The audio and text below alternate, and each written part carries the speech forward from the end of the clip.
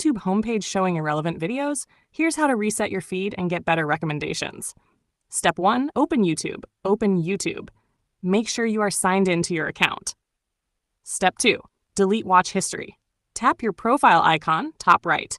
Tap Settings. Tap Manage All History. This will open your watch history page. Tap Delete. Select Delete All Time. Removing watch history helps reset recommendations.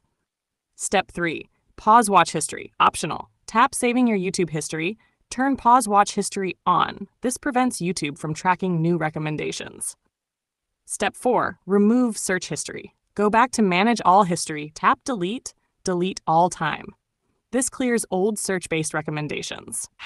#extra tip for better recommendations. Start watching videos related to the content you want. YouTube will quickly retrain the feed based on your new activity. Final summary: profile settings, manage all history, delete watch and search history.